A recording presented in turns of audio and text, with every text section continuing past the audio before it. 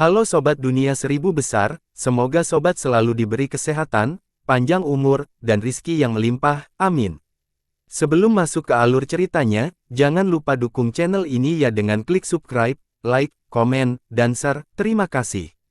Mari kita lanjutkan perjalanan. Li Qiye menyilangkan tangan di depan dadanya dan dengan santai tersenyum, bolehkah saya bertanya apakah Anda berada di sini, Nona muda? Dia segera menjadi bersemangat setelah mendengar pertanyaannya dan menatap dengan mata besar dan bulat, mengapa kamu tidak ingin menikah denganku? Li Qiye terkejut. Untungnya, dia berbicara dengan cara yang agresif. Jika dia berbicara kepadanya dengan nada penuh kebencian dan kemarahan seperti kekasih yang ditinggalkan, orang lain akan salah mengira dia sebagai pria yang tidak setia dan berubah-ubah. Dia tersenyum dan berkata sambil menatap lurus ke arahnya, mengapa aku harus menikah denganmu?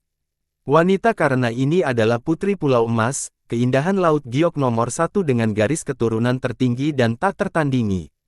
Ucapannya dengan percaya diri sambil tetap terjaga dengan tangan di pinggang, tidak ada jejak rasa malu yang bisa ditemukan. Li Qiye bertanya-tanya apakah dia harus tertawa atau menangis. Dia menahannya sebagai jawaban, dan saya harus menikah hanya karena itu. Bagaimana jika suatu hari seekor naga iblis muncul entah dari mana dan mengaku sebagai kecantikan nomor 1, apakah aku harus menikahinya juga? Bah, siapa yang berani mengambil laki-lakiku? Wanita yang tidak tahu malu itu berkata sambil menyorotinya, jika kamu tidak ingin menikah denganku, mengapa kamu lari ke sini dan menghancurkan bisnisku dengan melewati yang lain di atas panggung? Dia menutupinya sekali lagi, saya tidak bisa disalahkan atas hal itu, saya hanya jatuh dari langit secara tidak sengaja dan tidak sengaja menabrak formasi Anda.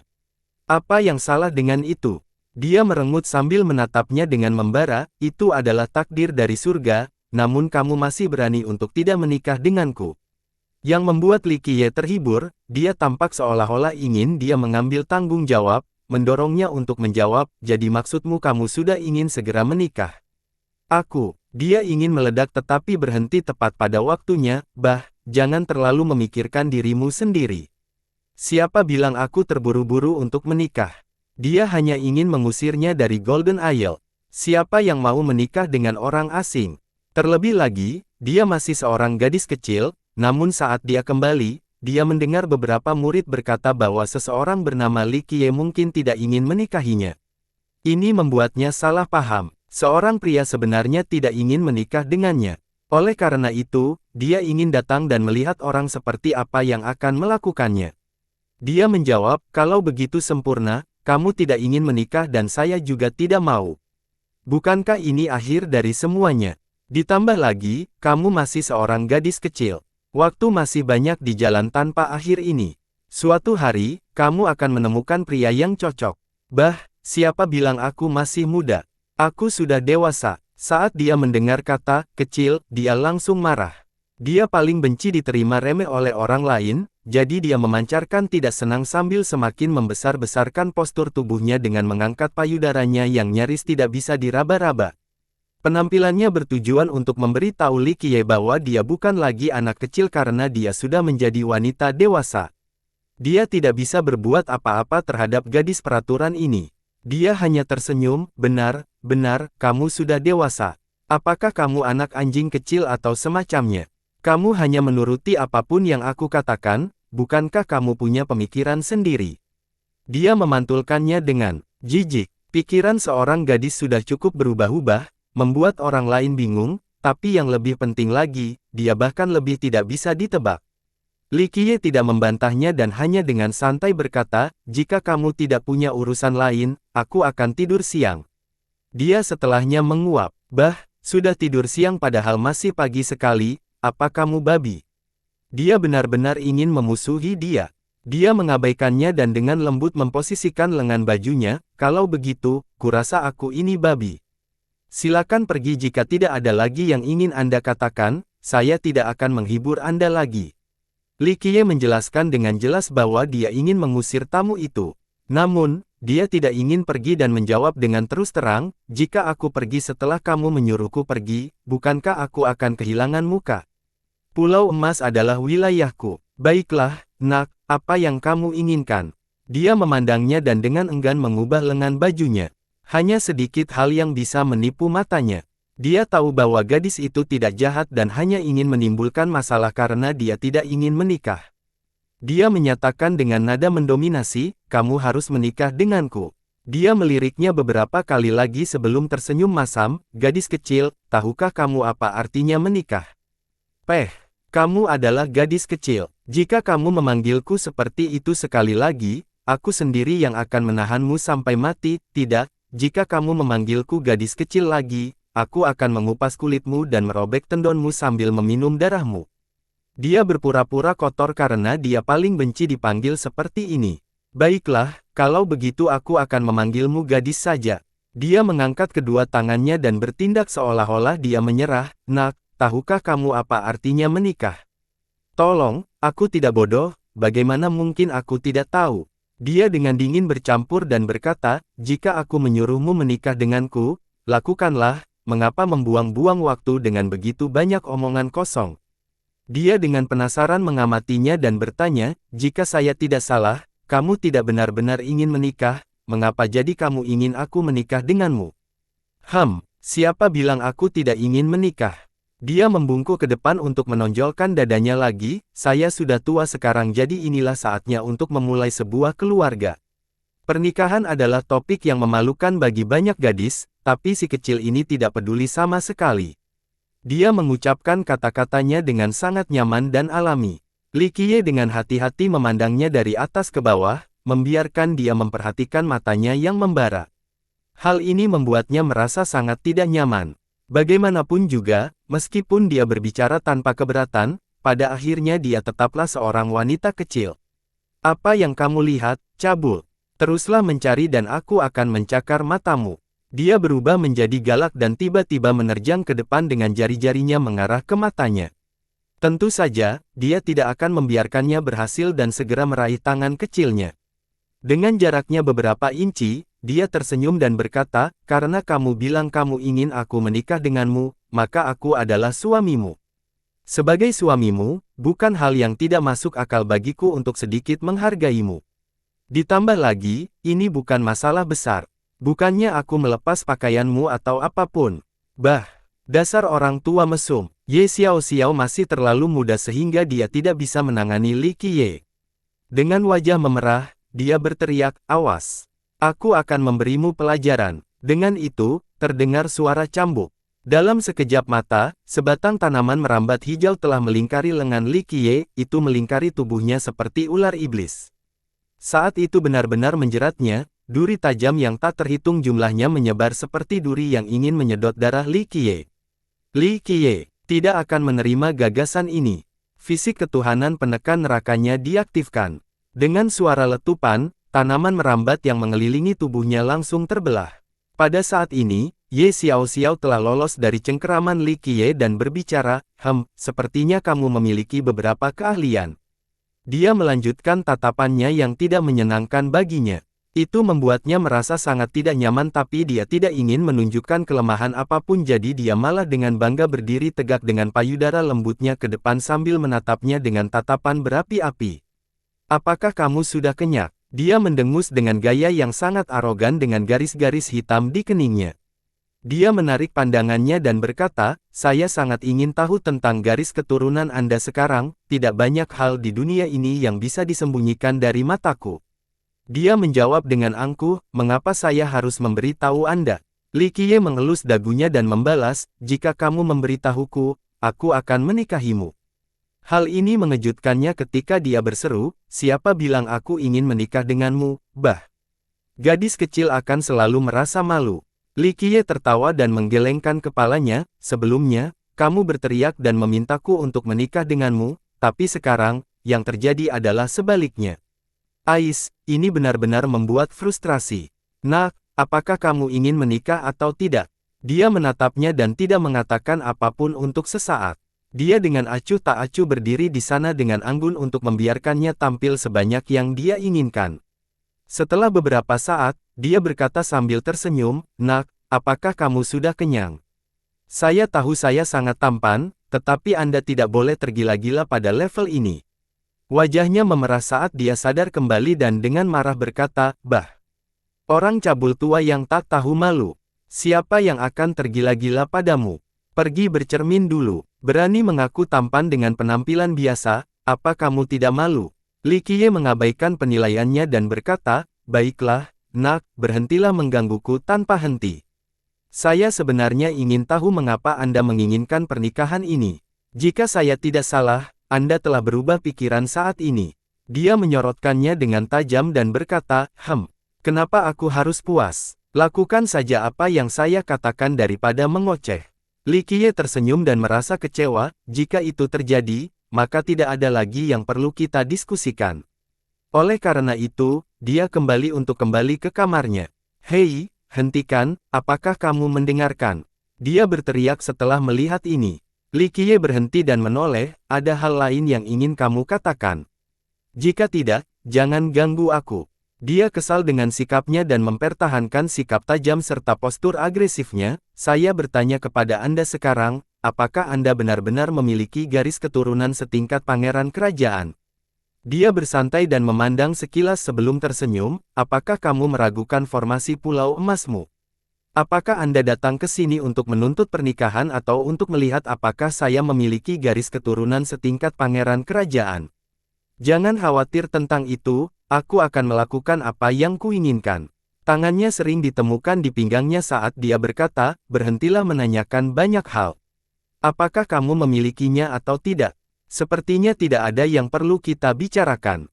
Li Qiye mengulurkan tangannya dan membalikkan badannya, lalu tersenyum di wajahnya. "Hai." Ye Xiaoxiao merasa sedikit cemas dan menginjak satu kali sebelum berkata, "Apakah Anda memiliki garis keturunan tingkat pemerintahan atau tidak?" Li Qiye menatap gadis kecil di depannya dan berkata, "Saya mengerti.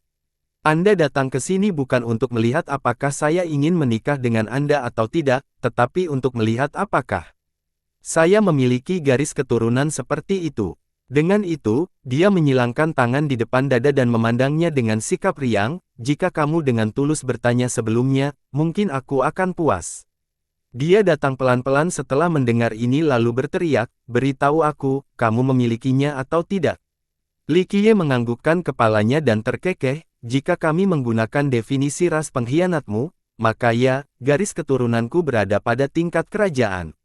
Dia tidak benar-benar percaya dengan hal ini, jadi tiba-tiba menjadi pasangan untuk melihat Li Qiye dari atas ke bawah untuk menemukan beberapa petunjuk dari tubuhnya. Setelah pemeriksaan yang cermat, dia bertanya dengan suara penuh kekayaan, "Apakah ini benar-benar pada tingkat kerajaan? Kamu sama sekali tidak terlihat seperti seseorang dengan garis keturunan seperti itu."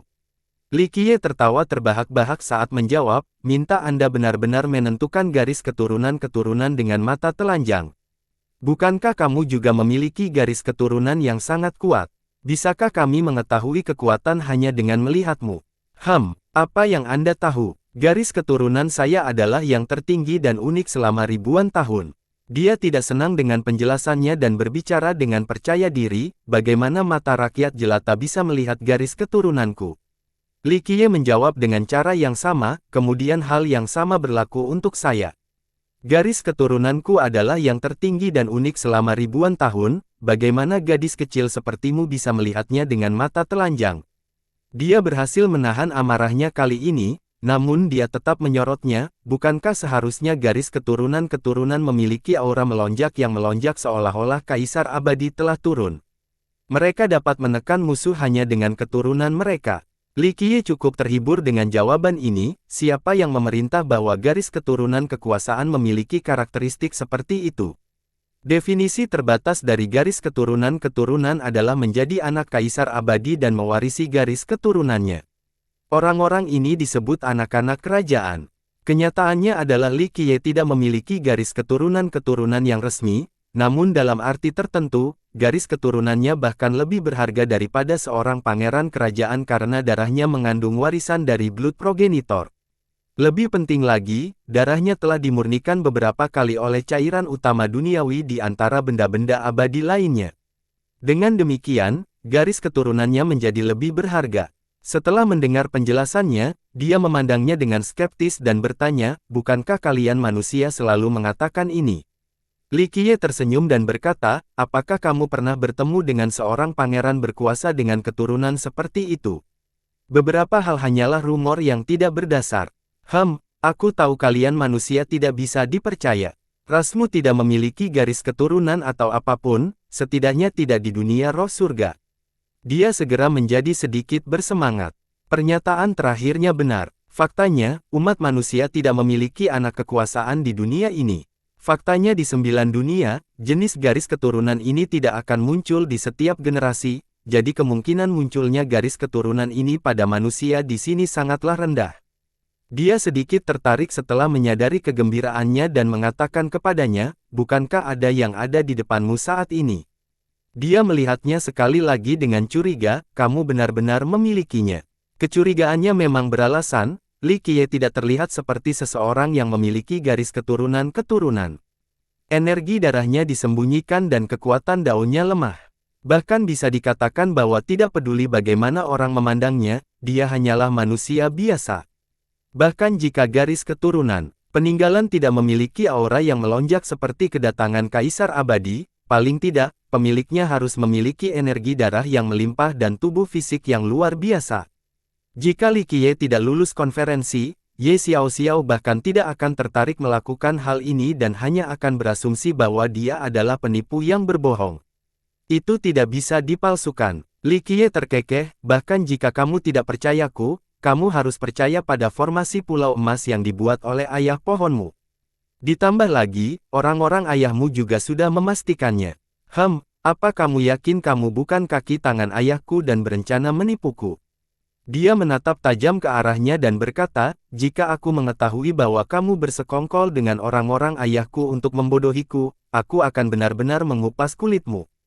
Baiklah, gadis kecil, ini bukan konspirasi atau apapun. Dia membandingkan lengan bajunya dan menyela sambil tertawa, bahkan jika ayahmu ingin menipumu, aku tidak punya waktu atau minat untuk melakukannya. Cepat beritahu aku apa yang kamu inginkan dariku. Dia ragu-ragu sejenak sambil menatap. Dia benar-benar tampak seperti dia tidak mempercayainya sama sekali, tetapi pada akhirnya, dia masih bertanya, jika Anda memiliki garis keturunan-keturunan itu sendiri, apakah Anda merasa ada sesuatu yang berbeda pada diri Anda atau sesuatu yang istimewa dalam garis keturunan itu sendiri? Keingintahuan Li Qiye tiba-tiba muncul. Dia menunggu sebentar sebelum menjawab, sepertinya pemilihan pengantin pria dari pulaumu tidak terwujud. Jadi jika aku tidak memiliki garis keturunan-keturunan dan orang lainlah yang lulus ujianmu, seseorang yang terbukti tidak cocok untukmu di masa depan, pernikahannya akan dibatalkan dan hanya akan berakhir di sana. Ada sistem yang mapan untuk kuda jantan dan inkubator di dunia ini. Ketika garis keturunan memilih mereka sejak kecil, pernikahan tidak akan terlaksana jika ternyata mereka tidak cocok atau ada kesamaan di antara mereka. Mayoritas kuda jantan dan inkubator ini akan ditarik kembali ke sekte mereka. Dengan kata lain, meskipun seseorang terpilih menjadi pengantin pria Pulau Emas, itu hanyalah sebuah kesepakatan. Kuda jantan tersebut masih perlu menjalani observasi dan uji coba. Begitu mereka meninggal, akhirnya pernikahan akan langsung terjadi sehingga mereka bisa menghasilkan keturunan. Yah, itu tidak ada hubungannya denganmu. Dia menyorotinya, jika Anda memiliki garis keturunan kerajaan sejati, Anda tidak perlu khawatir. Saya mengerti, Anda semua ingin menemukan garis keturunan yang paling kuat. Pilihan pertamamu bukanlah garis keturunan-keturunan, mungkin itu adalah pencarian garis keturunan kuno. Li Qiye menambahkan matanya sambil memandangnya. Kamu berbicara omong kosong. Dia dengan keras menjawab, baguslah kamu memiliki garis keturunan-keturunan karena aku akan menikahimu. Tidak, sebenarnya, akulah yang menerimamu. Li Qiye tertawa sambil melihat penampilan yang galak dan berkata, nak, kamu terlalu terpengaruh. Bahkan jika kamu bersedia, aku tetap tidak ingin menikah denganmu. Dia memegang pinggang mungilnya dan dengan nada marah menyatakan, ini bukan terserah kamu. Jika kamu berani untuk tidak menikah denganku, aku akan memukulmu sampai wajahmu terlihat seperti babi. Selama ini orang hanya mendengar tentang seorang wanita yang dipaksa menikah. Berapa banyak yang pernah mendengar tentang pengantin pria yang dipaksa beristri? Tatapan tajamnya sekali lagi muncul di tubuhnya sebelum dia memberikan respon yang santai, nak, bukannya aku meremehkanmu, tapi apakah kamu pikir kamu bisa memaksaku untuk menikahimu dengan tubuh kecilmu? Kembalilah dari mana kamu datang." Dia sangat marah karena dipandang rendah seperti ini oleh Li Qiye dan berteriak, "Bah, kamulah yang bertubuh kecil. Anda berani untuk tidak menikah dengan saya ketika Anda tidak berhak memutuskan. Itu saja, lihat aku menghajarmu sampai habis." Dia segera mengambil tindakan setelah menyelesaikan ancamannya, tidak ada banyak pergerakan karena dia bahkan tidak menggunakan merit law. Yang ada hanyalah energi darah yang menakutkan. Ruang tampak terbuka saat dia mengubah tangannya. Seseorang dapat mendengar suara gemerincing saat sekuntum bunga aneh muncul di hadapan Li Qiye. Itu besar dan memiliki 8 kelopak merah cerah. Dengan kata lain, bunga aneh ini terbuat dari api yang ekstrim. Bunga dewa yang ekstrim. Mata Li Qiye berubah serius setelah melihat bunga ini. Dalam waktu singkat, sinar matahari yang tak habis-habisnya mengamati Li Qiye sepenuhnya. Dengan suara keras, apinya berubah menjadi hukum universal. Mereka tidak hanya memenjarakannya, mereka juga menyerangnya seperti ekor tombak yang bertujuan menusuk tubuhnya. Memperbaiki. Terjadinya logam menggema ketika Li Qiye segera menggunakan hukum 9 matahari mengunci surga. Dengan suara keras, hukum kebakaran yang halus memasuki tubuhnya. Ketika hukum kebakaran kaliber ini menembus tubuh seseorang, meskipun korbannya tidak langsung berubah menjadi abu, mereka akan terbakar dan menderita sakit yang lebih parah daripada kematian. Namun, Li Qiye tidak menunjukkan tanda-tanda kesakitan yang sama sekali. Dia hanya tersenyum dan berkata, "Cukup bergizi. Ini cukup langka. Kalau begitu, coba ini." Dia berteriak setelah melihat bahwa Li Qiye sama sekali tidak takut pada bunga baptisnya. Vitalitasnya melonjak. Dengan suara keras, sebatang pohon aneh berukuran setengah manusia muncul. Rupanya itu diukir dari es yang dalam. Saat itu muncul, suara mendengung terdengar saat kekuatan mengerikan tiba-tiba membekukan segalanya. Sasarannya adalah Li Qiye. Namun, hukum 9 matahari Li Qiye mulai berkobar. Sinar mataharinya yang halus berputar di sekelilingnya dan dengan mudah menghentikan serangan pembekuan dari pohon ini, membuatnya tidak menyentuh sama sekali. Dia tidak repot-repot melihat bunga dan pohon itu karena matanya tertuju pada Ye Xiaoxiao. Dia berbicara dengan ekspresi berubah, "Gadis kecil, apa garis keturunanmu ini?" Sangat sedikit hal dalam hidup yang dapat menggerakkan Li Qiye. Namun, dia benar-benar mengejutkannya kali ini. Dia tidak menggunakan hukum manfaat apapun, tetapi bunga dewa dan pohon aneh keluar. Benda-benda itu bukanlah benda yang diciptakan berdasarkan hukum prestasi, melainkan benda nyata. Pemanggilannya mengingatkan Li Qiye pada legenda kuno tentang para penjahat. Mungkin anggota bahkan ras mereka tidak mengetahuinya karena terlalu kuno. Apalagi tidak ada bukti keberadaannya karena belum pernah muncul sebelumnya. Bahkan di masa lalu, mereka yang telah mendengarnya tidak memedulikannya karena tidak mungkin hal itu benar. Kenapa aku harus tinggal? Dia pergantian tangan dan bunga dewa serta pohon aneh itu hilang. Li Qiye mengelus dagunya dan berkata sambil tersenyum, "Jika kamu memberitahuku sedikit tentang garis keturunanmu, aku mungkin akan mempertimbangkan untuk menerimamu. Dan sesuai dengan keinginanmu, aku juga bisa memberikan jawaban atas pertanyaanmu tentang kerajaan, garis keturunan. Anda duluan. Wanita ini akan mendengarkan Anda terlebih dahulu tentang keturunannya, lalu saya akan mempertimbangkan untuk keturunan tentang keturunanku." Dia berada sambil merawat. Li Qiye menatap Ye Xiaoxiao dan matanya berkedip beberapa kali. Dia tiba-tiba merasa tidak nyaman di bawahnya. Meski bukan menampilkan mata yang tajam dan menakutkan, namun sepertinya mampu menembus segala hal. Saya mengerti. Li Qiye memperhatikan sikapnya dan perlahan berbicara, "Pada akhirnya, kamu sendiri bahkan tidak memahami garis keturunanmu, begitu pula dengan pulaumu. Kalian semua bahkan tidak memahami mistisisme di dalamnya." Alasan yang lebih akurat untuk pemilihan pengantin pria ini adalah untuk menemukan jawaban dalam banyak garis keturunan umat manusia, bukan hanya untuk menemukan garis keturunan yang perkasa.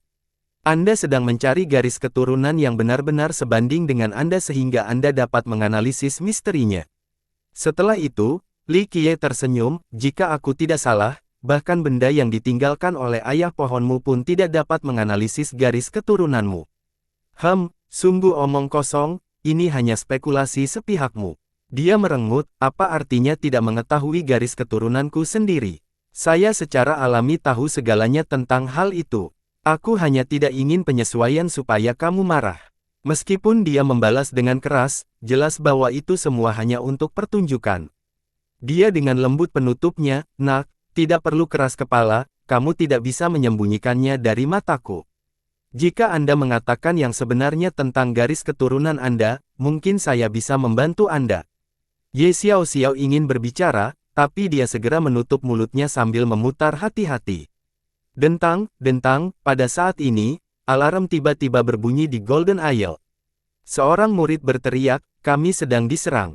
Ekspresi Ye Xiaoxiao merosot setelah mendengar ini. Matanya berbinar saat dia berkata, "Bajingan mana yang diam-diam menyerang Pulau Emasku?" Dengan itu, dia berbalik dan pergi. Sekuntum bunga mekar di setiap langkahnya saat dia membubung ke langit. Li Qiye tersenyum dan keluar ruangan untuk melihat ke arah pulau.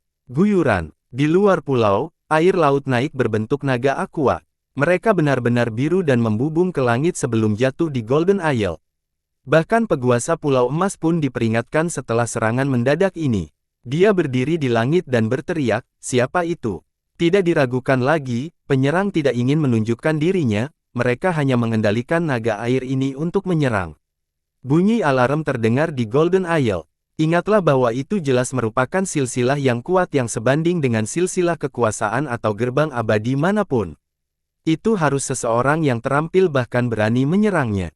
Mengaktifkan, para murid segera menelusuri musuh saat naga air ini mencapai zona peringatan. Menabrak. Namun, semakin banyak naga yang keluar dari laut. Dalam sekejap mata, 10.000 naga udara melompat ke langit dan menyerang zona penting ini dengan sangat ganas. Saat ini, Li Qiye mengalihkan perhatiannya dan mengalihkannya ke permukaan udara.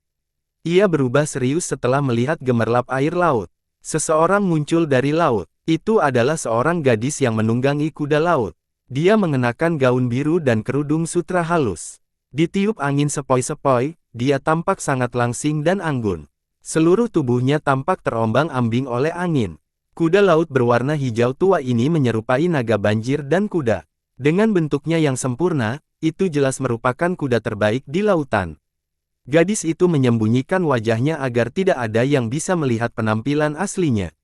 Dia muncul dari laut tanpa peringatan atau suara apapun, seperti hantu, tidak ada yang memperhatikan kedatangannya. Jika bukan karena Li Qiye, tak seorang pun akan mendeteksi gangguannya. Meskipun tidak bersuara sama sekali, dia sangat cepat saat menunggangi kuda lautnya. Dalam sekejap mata, dia sudah berada di samping Li Qiye. Mendapatkan, dia sambil menyembunyikan suara aslinya.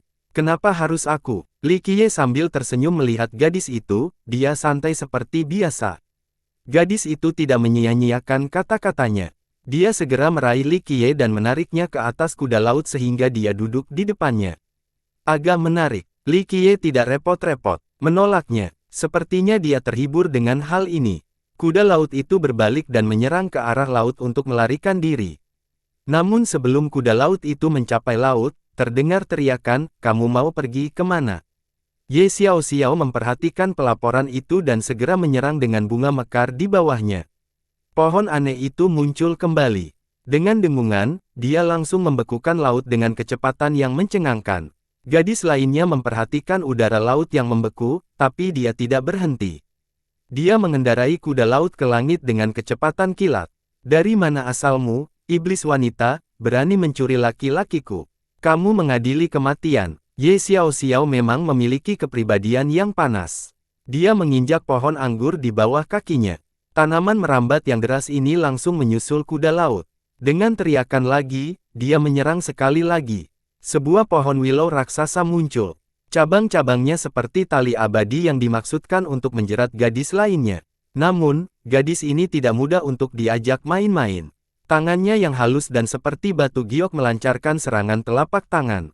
Ledakan. Naga es langsung berlari keluar dari udara yang membekukan dan menyerang cabang pohon willow dengan kecepatan yang tak tertandingi. Meletus. Cabang-cabang pohon willow mengikat naga-naga itu. Tak lama kemudian, naga dan mengomel pohon willow mulai bertarung, tidak ada pihak yang mau menyerah. Dalam hitungan detik, kuda laut itu tiba-tiba melompat ke depan. Lompatan satu ini saja menyebabkan ruang dan waktu terbalik.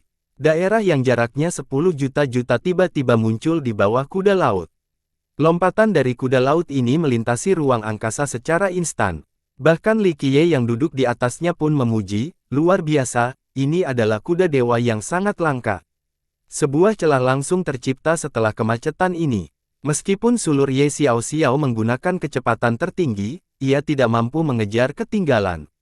Kuda laut berhasil keluar dari laut yang membeku. Ia langsung terjun ke lautan luas dan menenggelamkan dirinya. Gadis berkerudung itu kemudian menghilanglah keberadaan dan jejak mereka. Tanpa ragu, dia datang dengan persiapan. Kuda laut itu melompat untuk kedua kalinya di bawah permukaan udara. Ini bahkan lebih cepat dari lompatan di langit. Lautan menjadi taman bermainnya, sehingga bisa melintasi satu laut ke laut lainnya. Orang-orang tidak bisa berkata-kata karena kecepatannya. Iblis wanita yang tidak tahu malu, sebaiknya jangan biarkan aku menemukanmu atau aku akan menunjukkannya padamu. Mencuri laki-lakiku sekarang, ya. Pengejaran Ye Xiao Xiao telah kehilangan sasarannya dan dengan marah menginjak kakinya. Di suatu tempat di Laut Giok, terdapat tebing yang menjulang tinggi dengan bebatuan karang besar dan selokan bawah air yang di dalamnya. Setelah air mengalir ke selokan ini, terdengar suara gemuruh yang keras. Airnya langsung jatuh seperti air terjun. Gelombang arus bergulat dengan batu-batu besar di bawah sini. Tentu saja, ada juga saluran melingkar di sekitar tebing berbentuk pusaran udara. Lokasi khusus ini cukup berbahaya. Kultivator biasa tidak mau datang ke sini. Terjadinya keras di bawah tebing curam. Kuda laut naik dari udara ke puncak tebing. Ada dua orang yang menaikinya. Tentu saja, itu adalah Li Qiye dan gadis misterius itu. Pemandangan laut yang indah pun tersaji di puncak tebing ini. Angin laut membawa uap air kemana-mana. Ombaknya menderu kencang saat mereka berlari kencang di tempat ini. Pemandangan di depan sungguh luar biasa dan genting secara supernatural namun menakjubkan. Li Qiye masih di rumah sambil menunggangi kuda laut dan mandi di angin laut. Kepalanya bersandar pada dada yang lembut dan montok. Ini memang saat yang tepat untuk bergembira. Kemarahan gadis itu berubah menjadi lebih buruk ketika Li Qiye bersandar di dadanya seperti ini. Dia dengan dingin berkata, "Sudah waktunya kamu turun." Li Qiye tetap bergeming sementara dia masih berada di tengah lembah. Seringai tipisnya menceritakan kisah kenyamanan dan kenikmatannya. Gadis kecil, jika kamu menginginkan sesuatu, kamu harus membayar harganya. Anda mungkin berpikir saya memanfaatkan Anda, tetapi mewujudkan Anda memanfaatkan saya. Jika aku tidak mau, kamu tidak akan bisa mengajakku. Jawaban ini membuat gadis itu teringat. Itu arogan dan narsis sampai tingkat yang tidak masuk akal. Dia melompat turun dari kuda laut dan melihat sekeliling ke laut di sekeliling. Siapa yang tahu apa yang dia pikirkan? Sementara itu, Li Qiye masih duduk santai di atas kuda laut sambil memejamkan mata menikmati semilir angin. Setelah beberapa saat, dia bertanya, sensasi dunia roh surga benar-benar membuat orang merasa terikat dengan perasaan yang kuat. Dia akhirnya menjawab untuk bertanya dengan dingin, kamu harus membicarakan keadaanmu sekarang. Dia akhirnya membuka matanya untuk melihatnya dan tersenyum, gadis kecil, jika kamu ingin bernegosiasi denganku, kamu harus berdoa ramah. Jika suasana hati saya baik-baik saja, mungkin saya bisa mengarahkan Anda ke jalan yang jelas. Gadis itu menjadi kesal dan bertanya, apakah kamu selalu narsis seperti ini? Narsis. Li Qiye tertawa dan menjawab, gadis kecil, aku tidak tahu apa itu narsisme. Dan kamu belum pernah melihat kapan aku benar-benar bermaksud sombong. Saat aku merasa sombong dan sombong, gadis kecil sepertimu hanya bisa berdiri di samping karena bahkan dewa dan iblis pun harus bersujud di hadapanku. Dia menatapnya cukup lama. Jika bukan karena muncul secara sadar, dia akan berpikir bahwa dia telah menangkap orang yang salah, seorang psikopat. Jangan lihat aku seperti itu. Li Qiye dengan malas memandangi laut di daratan dan berkata, inikah yang terbaik yang bisa dilakukan oleh lembah indahmu? Anda dapat memiliki beberapa garis keturunan, namun visi Anda untuk situasi keseluruhan masih kurang. Kritik dari sebelumnya masih berlaku, lembahmu tidak kekurangan darah segar, lembah ini juga kurang memiliki pandangan strategi yang bijaksana. Gadis misterius itu mengejutkan dan segera mengambil satu langkah mundur sambil menatap Li Qiye dengan kilatan dingin melintasi matanya. Dia menyembunyikan segalanya agar orang lain tidak mengenali latar belakangnya. Bahkan Dewa Raja tidak akan bisa melihat ke dalam dirinya, jadi dia terkejut karena pria yang tampaknya biasa ini bisa langsung menyimpulkan asal-usulnya. Dia benar-benar percaya diri dengan teknik penyembunyiannya, tapi sekarang, dia ingin merasakan untuk membunuh. Sekali lagi, tidak perlu melihat seperti itu. Li Qiye sedang menikmati angin laut sambil berkata dengan tenang, jika kamu memiliki pemikiran yang tidak sopan terhadapku, itu akan menghancurkanmu sendiri. Saya bukanlah orang yang senang memetik bunga, namun jika diperlukan, saya tidak ragu untuk menyingkirkan wanita cantik. Gadis itu bingung dan tidak bisa menebak latar belakang saat ini. Sangat menjelaskan betapa sedikitnya yang dia ketahui tentang dia. Setelah beberapa saat, dia menjadi tenang dan menatapnya, kamu adalah Li Qiye. Dia mengabaikannya dan menarik napas dalam-dalam untuk berkata, betapa hebatnya dunia ini. Dia mendecakkan ciuman setelahnya sebelum berbicara, di antara semua orang yang saya temui, saya satu-satunya orang yang bernama Li Qiye. Tidak bisakah kamu menjadi kurang narsis? Gadis yang kesal itu menganggap jawaban ini cukup mengganggu. Dia mengangkat alisnya dan berkata, lalu, maksudmu seperti ini. Gadis itu sedikit terdiam. Situasinya entah bagaimana telah berbalik. Pria di depan adalah orang yang bertanggung jawab, jadi dia mencoba mengambil kembali inisiatif. Apakah Anda memiliki garis keturunan kekaisaran? Li Qiye merasa bosan dan mengulurkan tangan untuk menyisir rambutnya yang tertiup angin kencang. Namun, dia segera membuat jarak di antara mereka dan dengan dingin berkata, sebaiknya kamu bertindak dengan benar. Li Qiye menarik tangannya dan menatapnya dengan malu-malu, apa bedanya? Apakah garis keturunan ini layak untuk dibicarakan? Setelah bertahun-tahun, lembah indah Anda masih mengandalkan garis keturunan untuk bisnis. Bola-balik, hanya berputar-putar. Cara yang bagus untuk menggambarkannya adalah dengan mengembangkan bakat, sedangkan cara yang lebih ofensif adalah menyebutnya sebagai rumah bordil. Menikahi garis keturunan yang sangat baik dengan garis keturunan yang kuat tidak jauh berbeda dengan kandang penangkaran. Gadis misterius itu gemetar karena marah setelah mendengar ini. Ini hanya mempermalukan garis keturunannya, dia memperlakukan mereka seolah-olah mereka tidak bernilai satu koin pun. Sebaiknya kamu mulai bersikap lebih hormat padaku. Dia berteriak. Jika bukan karena pengendalian dirinya yang besar, dia pasti sudah memberikan pelajaran kepada pria yang tidak mengetahui besarnya langit dan bumi ini. Li Qiye hanya tersenyum dan tidak mengatakan apapun lagi, atau mungkin dia terlalu malas untuk melakukannya. Dia menarik napas dalam-dalam untuk menenangkan diri dan kemudian berkata dengan serius sambil menatapnya, jika Anda memiliki garis keturunan kekaisaran, Anda harus memiliki rencana yang berbeda. Ada jalan yang lebih luas untuk Anda ambil, pertempuran menunggu kemajuan Anda. Li Qiye berbalik untuk melihatnya perlahan dan hati-hati. Dia tidak tahu kenapa dia merasa begitu tidak yakin ketika dihadapkan pada tatapan pria itu seperti ini. Dia merasa seolah-olah dia benar-benar dilucuti oleh matanya yang hambar. Semua metode penyembunyiannya tidak berguna. Apakah kamu sudah cukup melihat? Dia mengangkat kepalanya dan menatapnya dengan dingin. Kantong kulit yang sangat bagus. Dia menarik pandangannya dan dengan datar berkata, layak berasal dari lembah indah. Dia merasa ingin muntah darah setelah mendengar ini. Dia tidak hanya berasal dari lembah, jika dia mengungkapkan identitas aslinya, dia bisa memandang rendah seluruh dunia roh surga. Banyak pria yang ingin menikahinya. Namun menurut Li Qiye, dia hanyalah kantong kulit yang bagus. Jika ini bisa dianggap sebagai pujian, itu adalah pujian paling menghina yang pernah dia dengar seumur hidupnya. Dorongan untuk membunuh muncul dari kata-kata pemicu Li Qiye. Dia harus berusaha cukup keras untuk menstabilkan emosinya. Wanita kecil, tahukah kamu? Li Qiye dengan malas meliriknya dan berkata, jika saya ingin tetap menjadi menantu di Golden Isle, maka Anda akan merusak bisnis saya. Jika itu masalahnya, maka kamu harus menjadi selirku untuk menebusnya. Tidak, kamu masih belum cukup untuk menjadi pelayan penghangat tempat tidur.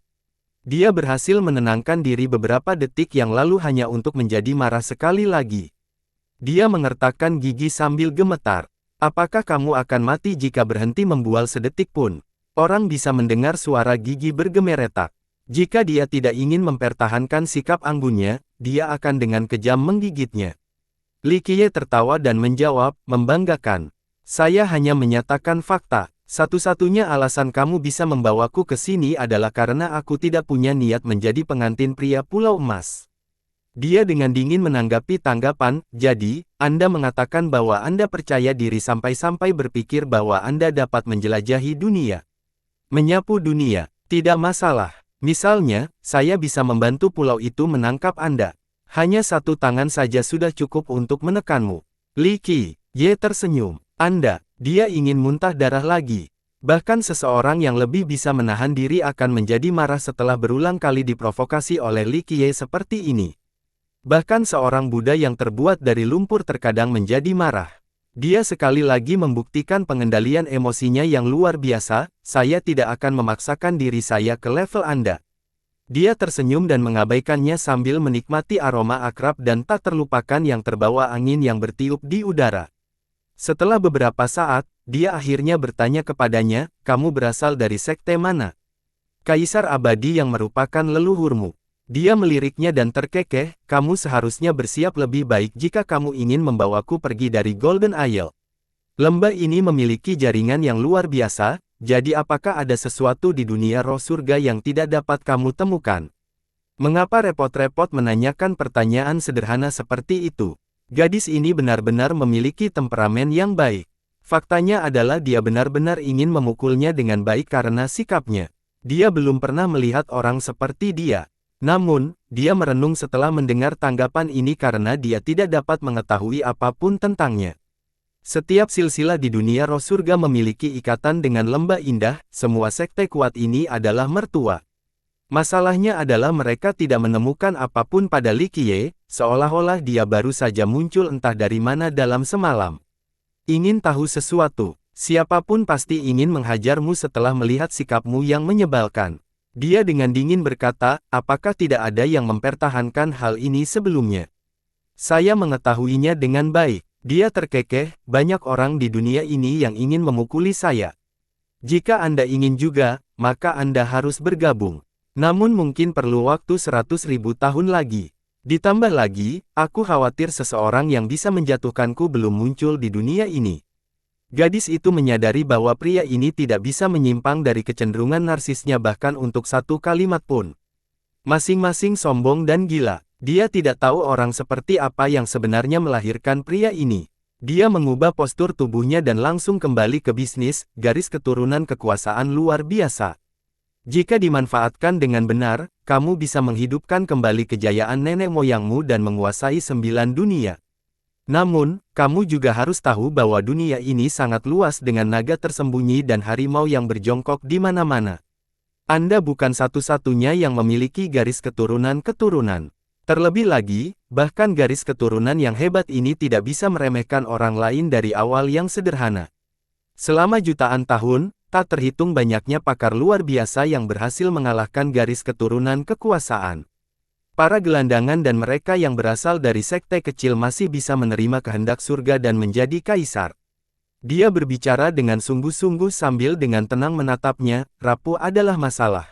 Garis keturunan leluhur Anda mungkin merupakan keuntungan, tetapi jika Anda dibutakan oleh kesombongan Anda sendiri, suatu hari Anda akan mati. Pada saat itu, bukan hanya kerugian pribadi, tetapi juga kerugian seluruh umat manusia, terutama yang ada di dunia roh surga. Ini adalah pemikirannya yang tulus. Dia mengutarakan demi kebaikan Li Qiye sendiri. Setelah mendengar ini, dia dengan hati-hati menatapnya lagi. Kali ini, dia akhirnya mengira-ngira serius. Dia mengungkapkannya dengan tulus dan tidak berusaha menyembunyikan apapun.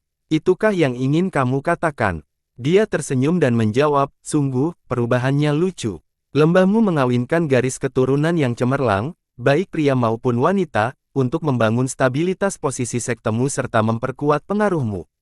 Pemikiran nenek moyangmu pada awalnya adalah menyebarkan garis keturunanmu ke seluruh dunia roh surga sehingga semua garis keturunan akan memiliki jejak lembah indah. Dari sini, lembah ini akan mampu mempengaruhi arah dunia secara menyeluruh. Dia terkekeh saat ini, harus saya akui, nenek moyang Anda cukup berambisi dengan melakukan langkah ini. Dia melanjutkan dengan riang, ide awalnya adalah untuk menyebarkan garis keturunan lembahmu sendiri kepada orang lain, tapi sekarang, kamu memperhatikan garis keturunan orang lain dan bahkan ingin bersaing memperebutkannya melawan Golden Isle. Bukankah lokasi ini cukup menarik? Dia menatap matanya dan berkata, lembah kami tidak mempunyai niat jahat terhadapmu. Kami tidak ingin mengambil garis keturunan Anda untuk menjadi diri kami sendiri atau melakukan apapun terhadap Anda. Dia berbicara dengan jujur, satu-satunya alasan saya membawa Anda pergi dari pulau ini adalah untuk memberitahu Anda bahwa Anda tidak perlu menjadi kuda jantan dengan garis keturunan Anda, tidak perlu tunduk pada siapapun. Anda dapat melangkah lebih jauh dan bahkan mungkin meraih kehendak surga. Dengan keturunan-keturunan Anda memiliki peluang lebih besar untuk menjadi seorang kaisar daripada orang lain. Li Qiye terkekeh dan menjawab, benarkah? Menurut Anda bagaimana saya harus melakukan hal itu, atau lebih tepatnya, bagaimana lembah Anda ingin melakukan pendekatan ini? Jika saya tinggal di lembah Anda, akankah sekte Anda menikahkan beberapa wanita cantik dengan garis keturunan yang bagus dengan saya sehingga warisan saya akan diwariskan? Atau akankah sektemu mengerahkan seluruh upayanya untuk membantuku menjadi kaisar abadi sebelum menjodohkan lebih banyak selir denganku? Lagi pula, garis keturunan kaisar abadi akan makmur di lembahmu dengan cara ini. Dia tidak tahu bagaimana menjawabnya. Bagaimanapun juga, lembah indah tidak memiliki tradisi dan misi yang sama dengan garis keturunan lainnya. Tatapan Li Qiye terus menembus dirinya. Namun dia tidak berusaha untuk bersembunyi, dan membiarkannya tampil sebanyak yang dia inginkan dengan cara yang sangat alami.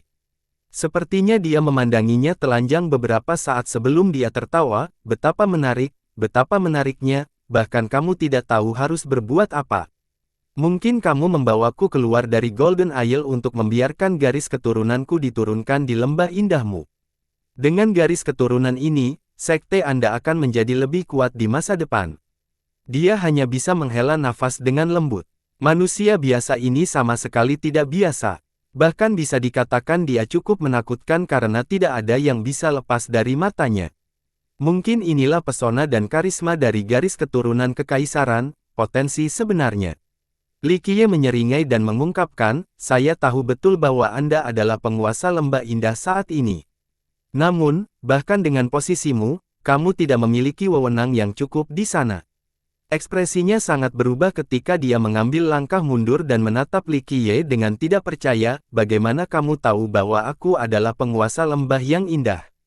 Pernahkah kamu melihatku sebelumnya? Namun, dia memikirkannya dengan hati-hati dan yakin mereka belum pernah bertemu sebelumnya. Paling tidak, dia sama sekali tidak melihatnya di masa lalu. Kamu terlalu memikirkannya. Dia dengan lembut menggelengkan kepalanya, saya belum pernah bertemu Anda sebelumnya, tetapi setelah melihat jejak di garis keturunan Anda, saya langsung tahu bahwa Anda adalah penguasa saat ini. Lagi pula, garis keturunan kuno mengalir melalui pembuluh darahmu. Dia merasakan hawa dingin di dalam. Pria ini menjadi semakin menakutkan. Li Qiye bersandar ke belakang dengan tangan di atas kuda laut dan berbicara dengan bebas, meskipun menjadi penguasa, kamu tidak memiliki kekuatan absolut. Di sana, beberapa hal diputuskan oleh nenek moyang. Saya ingin tahu tentang pendapat Anda mengenai satu masalah tertentu. Dia harus bertanya, masalah apa? Dia menjelaskan, jika nenek moyang Anda tidak memiliki gagasan yang sama dengan Anda dan hanya ingin memperlakukan saya sebagai seekor kuda jantan, untuk mewariskan garis keturunan kekaisaran saya di lembah Anda, apa pendapat Anda tentang hal ini? Gadis itu merenung sebentar. Pemikiran Li Qiye bukannya tidak masuk akal. Lembah mereka mengumpulkan garis keturunan terbaik di dunia ini dan tidak akan menyerah pada garis keturunan kekaisaran dari umat manusia. Atau suatu hari nanti, jika nenek moyangmu ingin menjodohkanmu denganku atau menjadikanmu penghangat tempat tidurku, singkatnya, alat perkembangbiakan, apa pendapatmu tentang hal ini? Maukah kamu setuju menjadi wanitaku juga? Dia berkata sambil tersenyum. Dia dapat menemukan jawabannya saat ini. Seperti yang dia katakan, dia tidak bisa memutuskan hal-hal tertentu sendirian. Meskipun dia ingin melakukan perubahan, dia pada akhirnya membutuhkan dukungan seluruh sekte. Dan sebagai contoh, jika Exquisite Valley ingin melipat gandakan garis keturunan Li Qiye, mungkin mereka akan memilihnya sebagai inkubator. Sebagai penguasa lembah, apa yang bisa dia lakukan? Li Qiye tersenyum pada gadis misterius itu dan berkata, apa yang kamu inginkan dariku?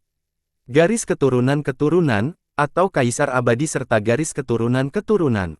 Dia menarik napas dalam-dalam dan menjawab, kamu terlalu banyak berpikir.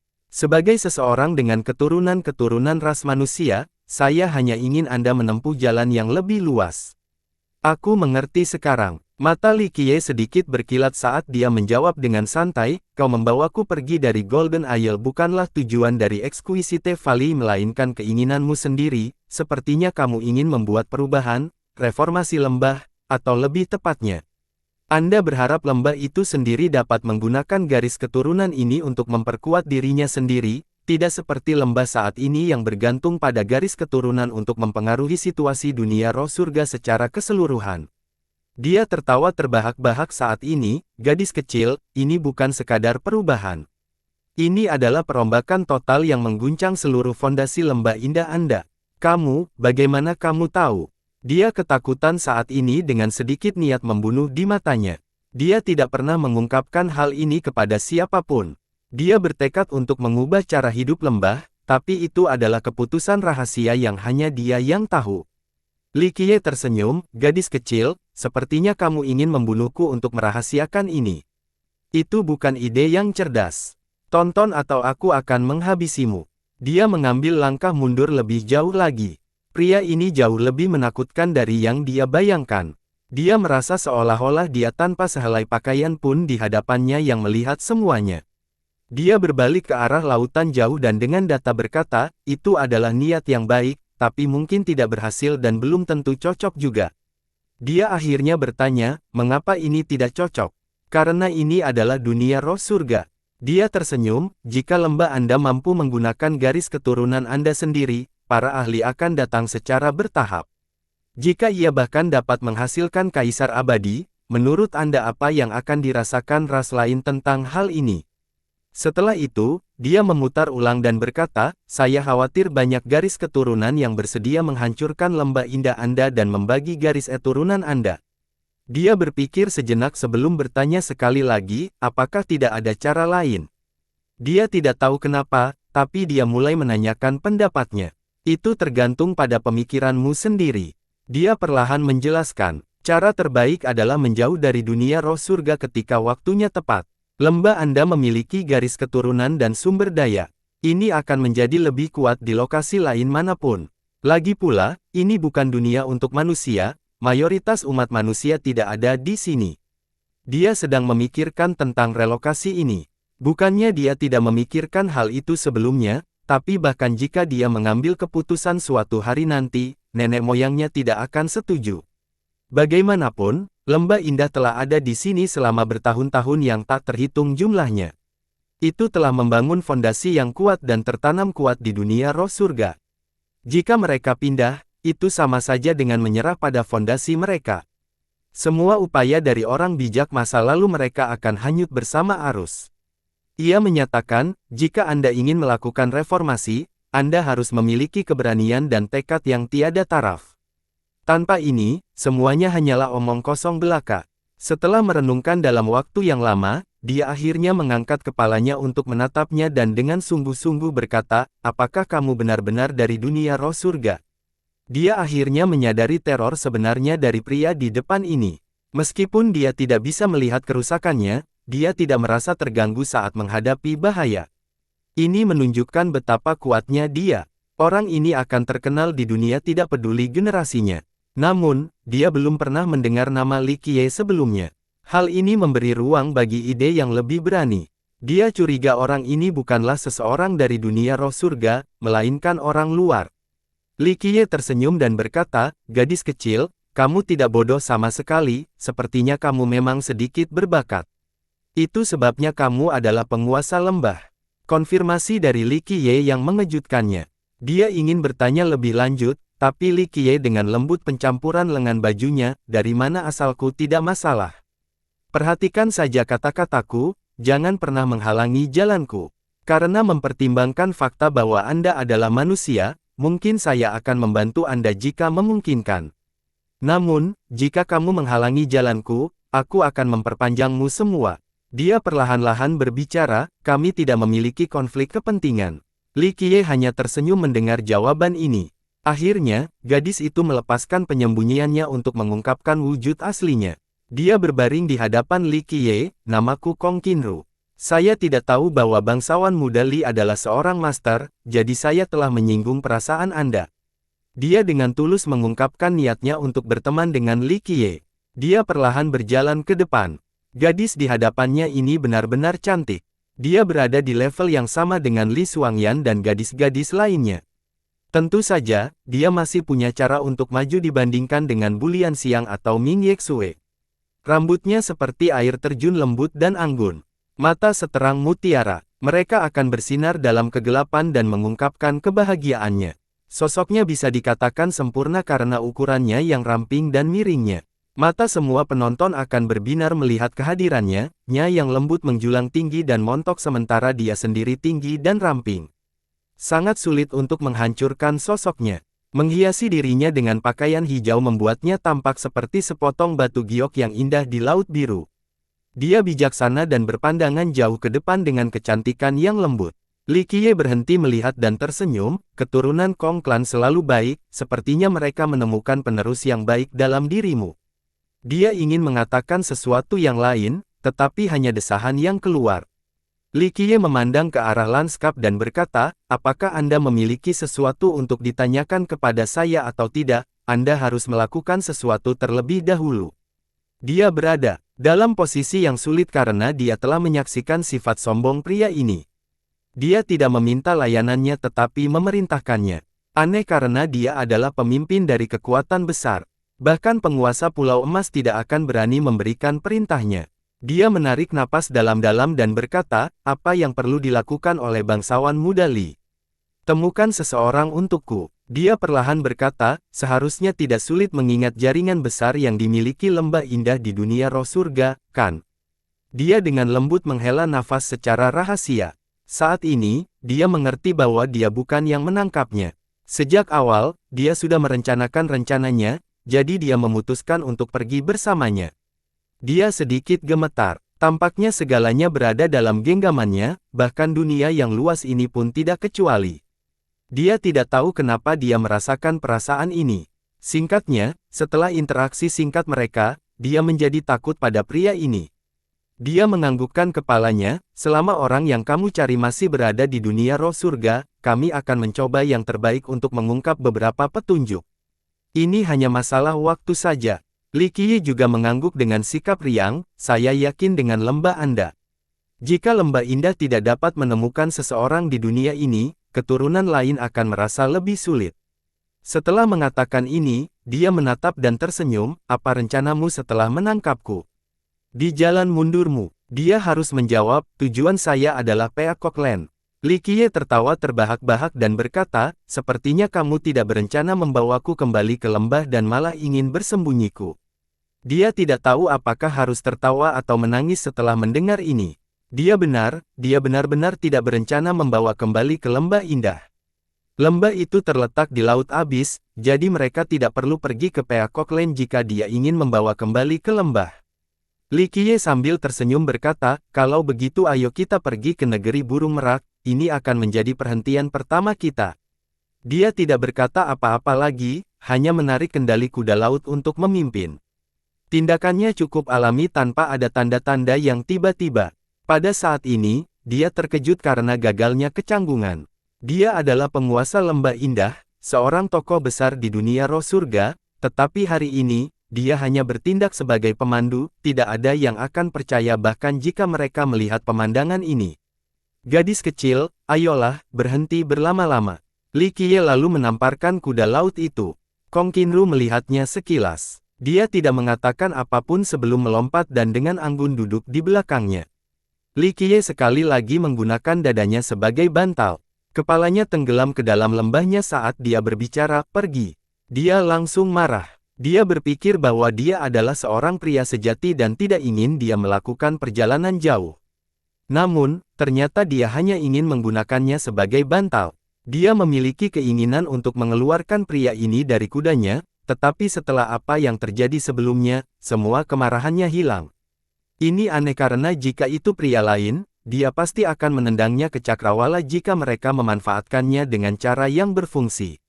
Namun, pria di depan ini terlihat natural dan riang seolah ini bukan masalah besar, tidak ada yang bisa mengganggunya dan dia hanya akan melakukan apa yang dia mau, tidak ada pemikiran seksual atau niat menyimpang dalam tindakannya. Pada akhirnya, beristirahat pada keindahan sepertinya menjadi hal yang wajar bagi pria ini, tidak peduli apakah gadis itu adalah dewi atau peri dari surga.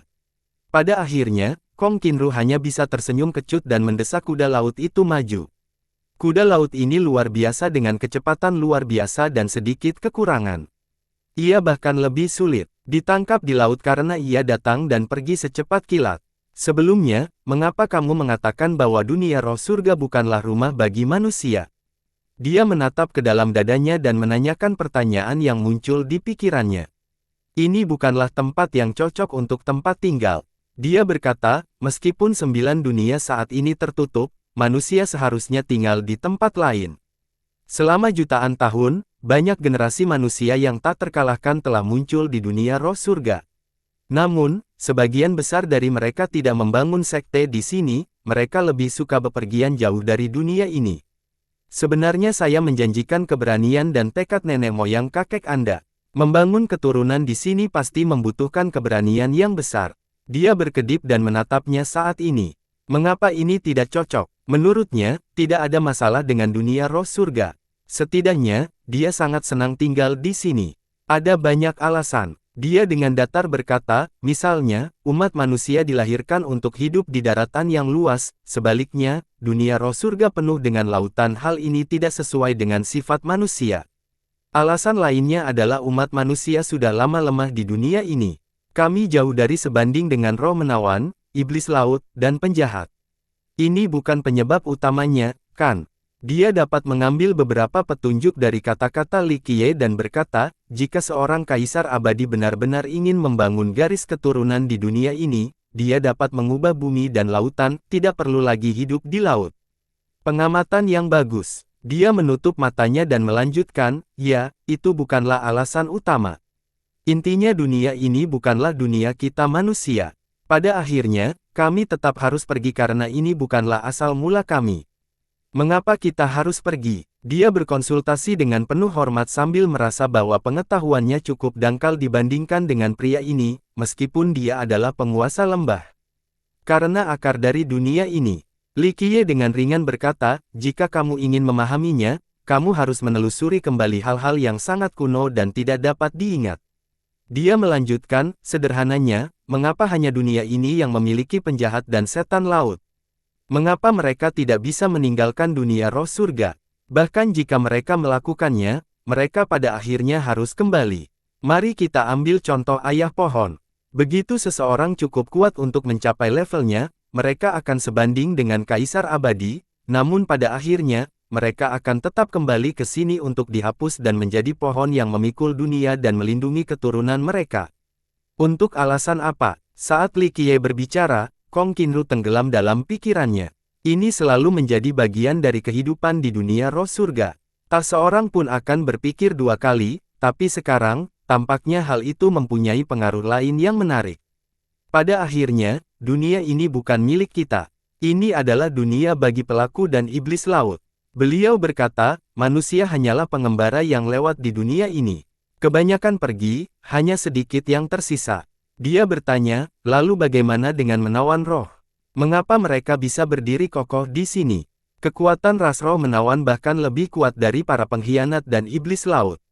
Mereka ditempatkan di dunia ini tanpa mempengaruhi atau dilemahkan sama sekali. Roh yang menawan. Dia tersenyum dan berkata, mereka adalah anak-anak kesayangan surga. Manusia tidak bisa dibandingkan dengan roh menawan dalam banyak aspek. Setidaknya, inilah yang dikatakan orang. Terlebih lagi, mereka memiliki sumber daya dan cadangan rahasia di dunia ini yang berada di luar imajinasi Anda. Saya tidak begitu mengerti. Dia bertanya, meskipun saya tidak pernah meninggalkan dunia ini, ada catatan yang menyatakan bahwa manusia dapat berkembang biak dan dikeluarkan di mana saja. Itu benar. Dia tersenyum menjawab, jika roh menawan adalah anak kesayangan surga, maka manusia adalah duri di hati surga. Mereka mengakar kemanapun mereka pergi dan memakukan diri mereka sendiri. Anda bisa membayangkan manusia sebagai belalang. Selain itu, kemampuan reproduksi mereka tidak ada duanya. Setelah itu, dia membuka matanya lagi dan berkata, sebelumnya, aku tidak mengatakan bahwa manusia tidak bisa dibawa ke dunia roh surga, tidak mempunyai benua dan jumlah yang sedikit bukanlah masalah yang nyata. Jika mereka benar-benar ingin menjadikan ini rumah mereka, tidak ada yang bisa menghentikan mereka. Tetapi pada akhirnya, definisinya tetap sama. Dia berhenti sejenak untuk menghela nafas pada saat ini pada akhirnya bukanlah rumah bagi manusia. Mereka yang pernah ke 8 dunia lainnya, meskipun mereka tidak terlalu kuat, secara mendasar tetap tidak ingin tinggal di dunia ini. Pada akhirnya, hanya manusia yang tidak mampu untuk pergi atau mereka yang tidak ingin pergi yang akan dihapus di sini. Tentu saja, ada juga orang-orang yang bertekad untuk tumbuh kuat di dunia ini seperti lembah indah Anda. Mengenai kaisar abadi yang kuat, mereka dapat melihat melalui beberapa hal dan tidak ingin mengakar di sini. Mengapa demikian? Dia menyimpulkan beberapa hal dari percakapan tersebut dan merasa sangat ingin tahu, rahasia apa yang tersembunyi di dunia roh surga. Apakah ada cerita lain di baliknya? Li Qiye menatap beberapa saat sebelum perlahan memulai lagi, kamu tidak akan bisa memahami beberapa hal, itu di luar tingkat pemahamanmu. Mengetahui terlalu banyak terkadang bukanlah hal yang baik. Misalnya, saat ini Anda merasa bahwa dunia roh surga adalah tempat yang bagus untuk sebuah rumah. Bukankah ini perasaan yang luar biasa dan membahagiakan? Kurangnya pengetahuan saya tidak menghalangi keinginan saya untuk belajar. Dia dengan tulus berkata, bagaimanapun juga, Anda bisa memberi saya bimbingan. Dia mengangkat kepalanya untuk melihat dengan serius wajah cantiknya sebelum tersenyum dan bersandar pada payudaranya yang lembut dan montok. Sambil mengapresiasi keharuman manisnya, dia berkata, apa yang akan kamu lakukan setelah mengetahui, mengapa kamu mengubah keadaan? Ini adalah sesuatu yang bahkan Kaisar Abadi tidak bisa mencapainya, apalagi Anda. Jika Anda ingin mengubahnya, caranya sangat sederhana, membatasi lembah indah dari dunia roh surga. Itu akan menjadi kembalinya. Dia bertanya, bagaimana dengan manusia lain di sini? Lihat ke langit. Li Qiye dengan santai berkata, selama itu adalah tempat yang memiliki kehidupan, maka akan ada manusia. Belum lagi Anda hanya seorang yang berpikiran, meskipun Anda adalah ciptaan itu sendiri, Anda tetap tidak akan bisa mengendalikan segalanya. Manusia berada di 9 langit dan 10 bumi, mampukah kamu mengelola semuanya? Dia tersenyum, jika Anda benar-benar memikirkan tentang umat manusia, keluarlah. Seperti yang bisa Anda bayangkan, lembah Anda menyebarkan banyak garis keturunan dan bahkan lebih banyak manusia di dunia ini. Ditambah lagi, banyak manusia yang tinggal di dunia ini karena lembahmu juga. Hati Kong Qinru terasa cukup berat setelah mendengar ini. Lembahnya adalah garis keturunan manusia paling kuat di dunia ini. Sebagai imbalannya, dia mempunyai tanggung jawab yang besar. Disengaja atau tidak, dia merasa bahwa, dalam satu hal, lembah itu harus memikul beban umat manusia. Tidak ada penyelamat di dunia ini. Sekalipun ada, mereka bisa menyelamatkan dunia, tapi tidak semua orang di dalamnya. Dia perlahan berkata, jika Anda ingin membuat perbedaan, maka jangan fokus pada hal-hal kecil dan fokus pada situasi yang menyeluruh. Aku akan mengingatnya. Dia menarik nafas dalam-dalam dan mengangguk dengan sungguh-sungguh. Kata-katanya membuatnya semakin bertekad untuk melakukan perubahan. Li Qiye tersenyum dan beristirahat sekali lagi. Dia telah mengatakan semua yang dia perlukan. Adapun masa di depannya, biarlah terserah pada keuntungannya sendiri. Ras manusia adalah salah satu ras langka di dunia roh surga. Di luar yang tersebar di seluruh dunia, mereka berkumpul di 2 lokasi terkenal. Yang pertama adalah lembah indah yang terkenal. Itu adalah salah satu silsilah teratas, jadi ada banyak manusia dan tidak termasuk di sana. Tentu saja, garis keturunan manusia yang luar biasa semuanya berasal dari lembah ini. Jika seseorang tidak dapat menemukan garis keturunan yang cocok di sana, mereka akan kesulitan menemukannya di tempat lain. Basis umat manusia lainnya adalah Peacock Land. Namun, tanah burung merak sedang mengalami penurunan drastis saat ini. Itu tidak bisa lagi dibandingkan dengan lembah indah. Legenda menyatakan bahwa pada generasi paling makmur, kota ini bahkan lebih besar dari lembah. Itu adalah daratan yang membentang puluhan ribu mil. Ini tidak seberapa jika ditempatkan di 8 dunia lainnya, itu hanya bisa dianggap sebagai wilayah suatu negara. Namun, di dunia dengan lautan tak terbatas ini, daratan luas ini sudah dianggap sebagai benua besar. Perbukitan dan pepohonan hijau terlihat di mana-mana di tempat ini, membuatnya tampak penuh kehidupan. Asap dari dapur masih tertinggal di udara, ayam berkokok, dan anjing menggonggong terus-menerus. Ini adalah negeri yang penuh dengan legenda, tidak selalu ada nama Peacock Land. Nama tersebut akhirnya diubah karena adanya ayah pohon merak. Konon dahulu kala, tempat ini merupakan daratan yang sangat kecil dengan luas wilayah hanya sekitar 100 mil. Itu bukanlah sebuah benua, melainkan sebuah pulau besar. Belakangan, ayah pohon merak bertemu dengan pembuatnya di tempat ini dan kembali ke asal. Dia mengakar dan menyempurnakan wilayah laut dalam kelestariannya, mengubahnya menjadi sebuah benua. Sejak saat itu, negeri merak menjadi makmur di bawah perlindungan pohon ayah. Manusia dapat hidup di sini dengan damai dari satu generasi ke generasi lainnya. Pada prinsipnya, ayah pohon masih menjadi bagian dari ras Trin. Dia seharusnya membuka lahan baru untuk para pengkhianat, tapi dia memilih melakukannya untuk manusia. Ada legenda tentang cerita ini. Ketika dia masih muda, dia adalah seorang penjahat pengembara yang ditinggalkan oleh orang tuanya. Dia akhirnya mengembara ke pulau ini dan diterima oleh pasangan baik yang kemudian membesarkannya. Dia dibesarkan di sini di mana para manusia mengabaikannya dengan cara menjaganya. Mereka membuka pintu ke dunia untuknya, sebuah pintu yang belum pernah dia lihat sebelumnya. Saat dia menjadi semakin kuat, dia menjelajahi dunia roh surga dan bahkan 9 dunia. Pada akhirnya, dia masih menganggap daratan ini sebagai rumahnya meskipun dia adalah seorang penjahat karena dia menganggap dirinya manusia.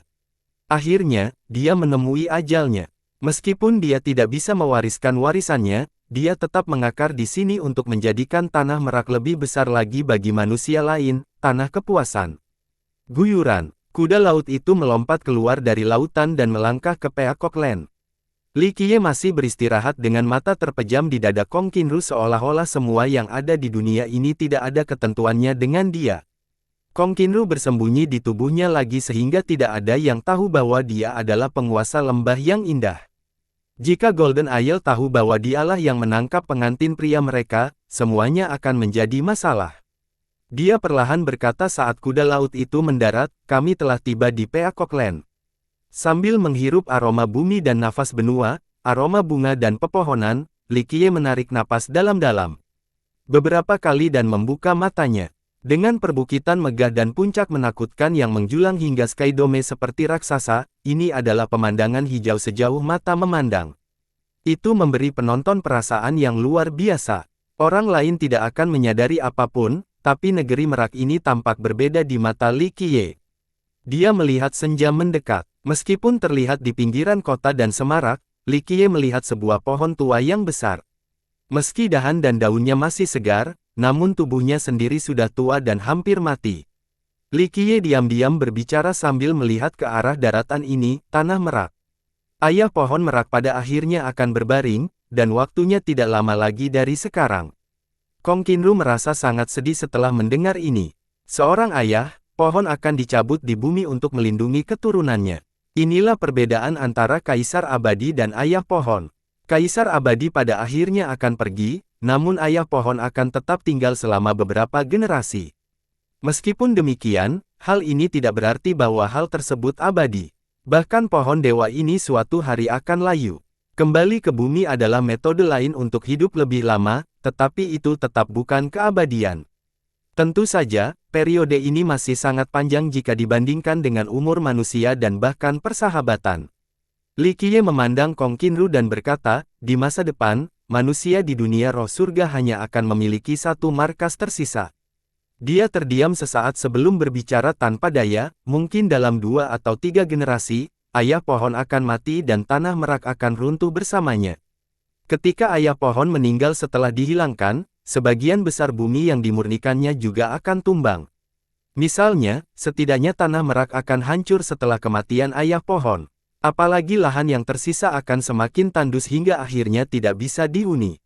Li Qiye dengan acuh tak acuh berkomentar, ketika tiba waktunya untuk pergi, seseorang harus pergi. Dia hanya bisa menghela nafas dengan lembut. Faktanya, ini telah menjadi tren selama beberapa waktu, banyak petani yang akan bermigrasi. Ingatlah bahwa tempat ini dulunya sangat makmur dengan beberapa garis keturunan manusia yang kuat berkat perlindungan ayah pohon. Namun, seiring bertambahnya usia pohon, garis keturunan yang kuat ini mulai menurun dan menjauh dari negeri ini. Mereka tidak meninggalkan dunia roh surga, melainkan pindah ke wilayah lain. Bahkan ada yang memilih menjadi anak sungai dari 3 ras besar lainnya. Faktanya, banyak pembudidaya di sini memahami bahwa tidak banyak waktu tersisa untuk ayah pohon merak. Mereka yang bisa menjauh sudah pergi. Hanya manusia biasa atau penggarap yang lebih lemah yang akan tinggal di sini, atau mereka yang memiliki tempat mendalam di tanah ini. Kuda laut itu perlahan bergerak maju. Beberapa desa mulai bermunculan di antara pegunungan yang bergulung-gulung. Asap yang mengepul dari mereka membuatnya tampak seperti negeri surga. Namun, tidak ada jalan keluar dari tanda-tanda Lai. Rupanya yang muda dan kuat sudah mulai menjauh. Hanya anak yatim piatu, janda, dan orang tua yang tersisa di desa-desa tersebut. Kenyataannya tidak jauh dari gambaran ini. Yang mampu semuanya telah pergi, meninggalkan manusia dan mereka yang tidak bisa hadir. Meskipun lembah indah juga memiliki cabang di tempat ini, Kong Qinru tidak dapat dengan mudah datang ke sini saat ini. Tentu saja kelinci yang licik memiliki 3 sarang. Ada lebih dari 1 titik perhentian milik lembah di sini. Dia membawa Li Qiye ke sebuah rumah dengan halaman tertutup di sebuah desa kecil. Pemilik rumah ini adalah murid lembah yang menyamar sebagai seorang gelandangan. Apakah kamu punya rencana, bangsawan muda Li? Dia bertanya setelah menyiapkan tempat untuknya. Jika memungkinkan, saya akan menunggu pesan Anda. Dia mengamatinya dan berkata, setelah Anda menemukan keberadaan orang yang saya cari, saya akan segera berangkat. Dia ingin mengatakan sesuatu tetapi memutuskan untuk menelan kata-katanya. Dia malah mengangguk, jangan khawatir, bangsawan muda. Saya sudah mengirimkan pesanannya. Selama kami menemukan orang yang Anda cari, kami akan segera menerima kabar terbaru. Li Qiye mengangguk kembali. Dia sangat yakin dengan kemampuan lembah untuk menemukan Su Yonghuang. Aku akan mengucapkan selamat tinggal pada ayah pohon merak besok. Dia berkata saat dia pergi.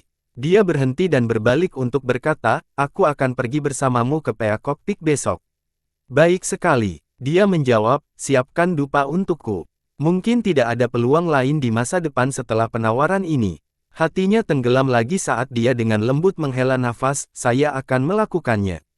Terlepas dari apakah dia menerima kenyataan ini atau tidak, ayah pohon merak memang sudah berbaring. Puncak merak adalah tempat di mana ayah pohon mati dan berubah menjadi pohon raksasa. Itu cukup tinggi untuk menembus awan putih dan langit biru, raksasa yang berdiri dan melindungi segala sesuatu di benua ini. Tidak sembarang orang bisa datang ke sini. Hanya para pembudidaya pada tingkat tertentu yang dapat mempertahankan kekuatan puncak dan pendakian. Orang akan melihat bahwa puncaknya benar-benar datar seperti medan perang kecil. Permukaan batunya sepertinya sudah dipol. Di masa lalu, banyak murid pengkhianat datang ke sini dan bermeditasi ketika pohon erak masih hidup. Mereka ingin mengandalkan pohon itu untuk memahami Grand Dao. Tak terhitung banyaknya orang yang datang dan pergi, jejak kaki mereka mengikis permukaan, itulah sebabnya permukaan batu di sini begitu berkilau. Li Qiye datang pagi-pagi sekali untuk melakukan upacara persembahan pohon merak. Faktanya, saat itulah dia mengirim salah satu ayah pohon yang hebat ke akhir perjalanannya. Layunya pohon itu hanya tinggal menunggu waktu saja. Semuanya akan berubah menjadi abu sesudahnya. Dunia akan kehilangan sisa jejak dari ayah pohon. Saat mereka tiba, beberapa orang terlihat sudah memuja pohon tersebut. Pohonnya sendiri tidak terlalu tinggi, hanya sekitar 3 meter. Tubuhnya sudah tua dengan kulit kayu yang berfungsi. Kulit kayu yang retak menyerupai sisik naga. Meski telah kehilangan kilaunya, ketangguhannya masih bisa dirasakan. Tidak banyak cabang yang tersisa, hanya sekitar 3 atau 5 dengan sedikit daun yang tumbuh di atasnya. Meskipun daun-daun ini masih cukup hijau, namun masih ada kesan busuk. Kepulan asap mengepul di depan pohon. Orang-orang menyalakan dupa untuk memujanya. Ada seorang pria muda mengenakan jubah rami. Meskipun dia tidak memancarkan aura yang kuat, kekuatan yang sangat agung muncul saat dia berkedip. Seluruh tubuhnya memancarkan nafas tumbuh-tumbuhan, membuat orang lain ingin mendekatinya. Dia jelas berasal dari ras Trin. 3 lelaki tua berdiri di belakangnya, semuanya dengan energi darah yang besar. Seseorang bahkan tidak perlu melihat mereka untuk mengetahui bahwa mereka adalah ahlinya. Mudah untuk menyimpulkan status pemuda itu jika dia ditemani oleh ketiga lelaki tua ini. Faktanya, selain Li Qiye dan pemuda ini, orang-orang datang untuk memberikan penghormatan dari berbagai penjuru.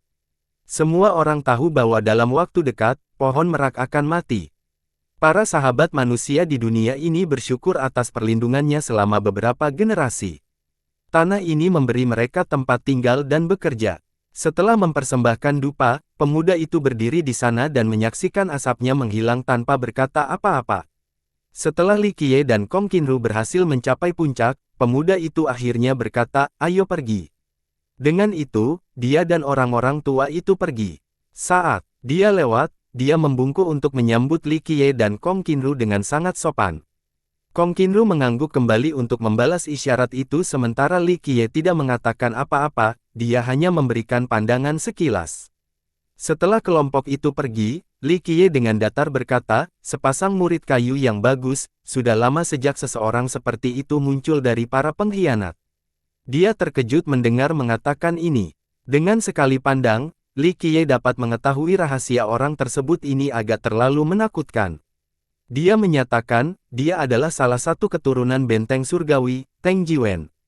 Dia baru saja mencapai Virtuous Paragon beberapa tahun yang lalu, seorang pemuda yang sangat menjanjikan.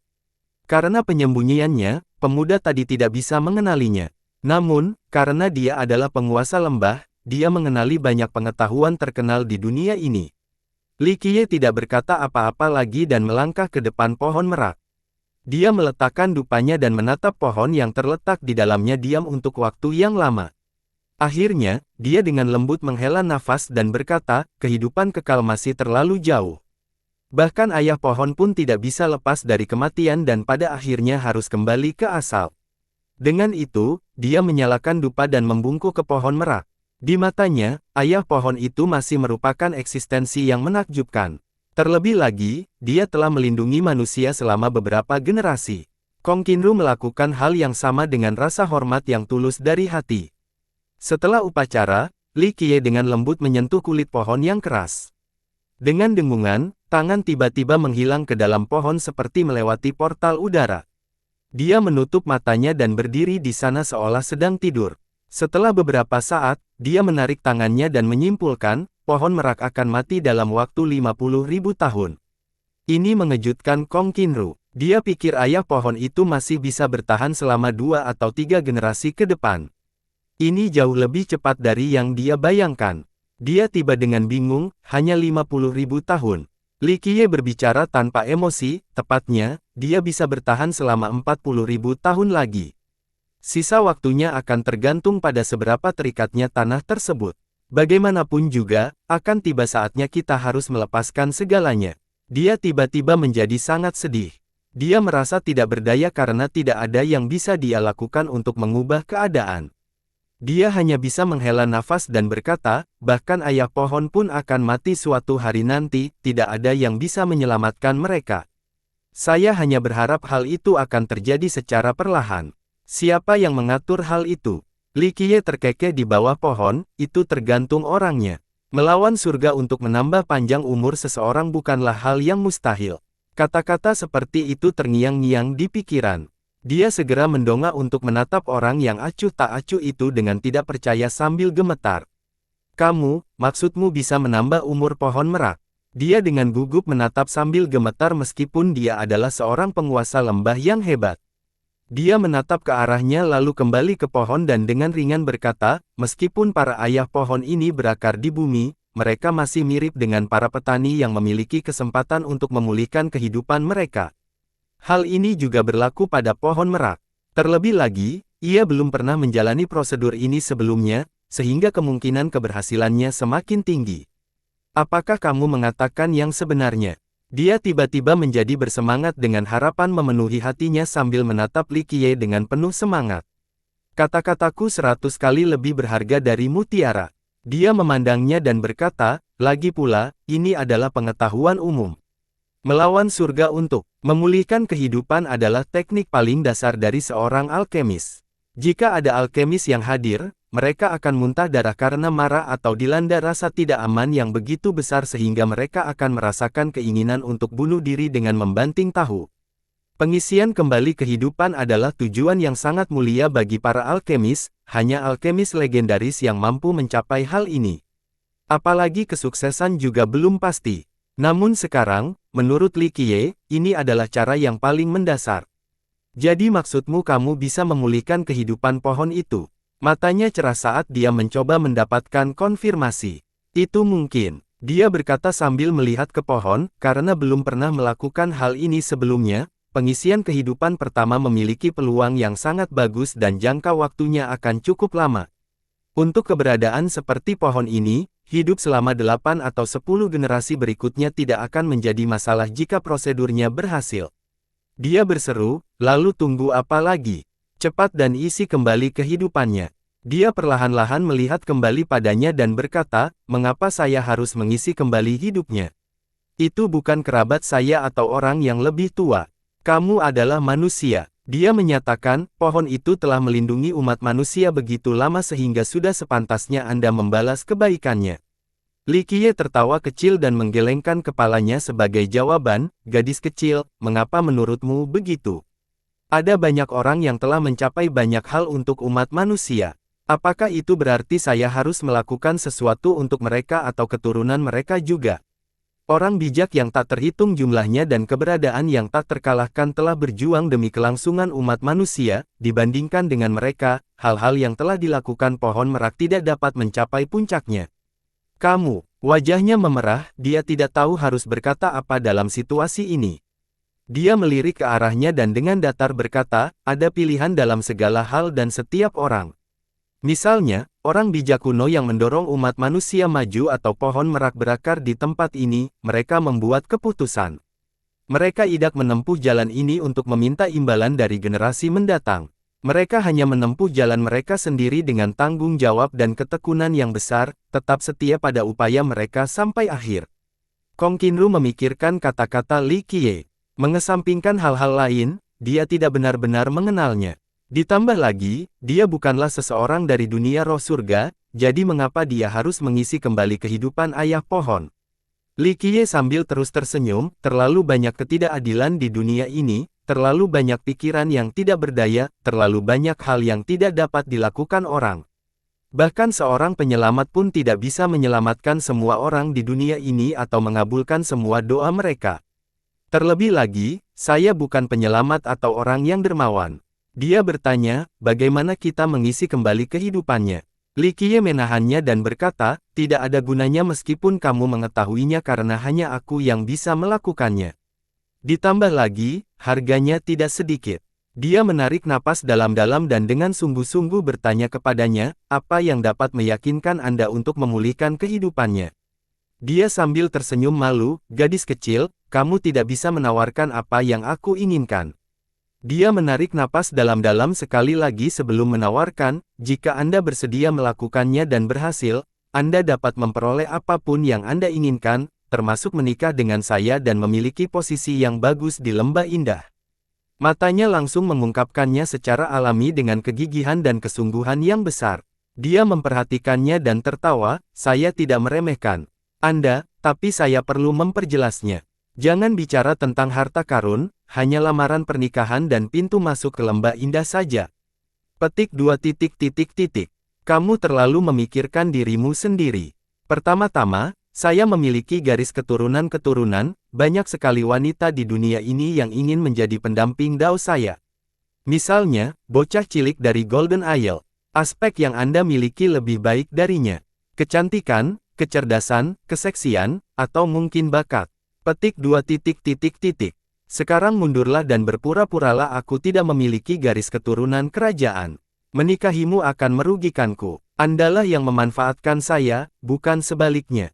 Kebenaran selalu terdengar di telinga, tetapi kamu tidak memenuhi syarat untuk menjadi istriku.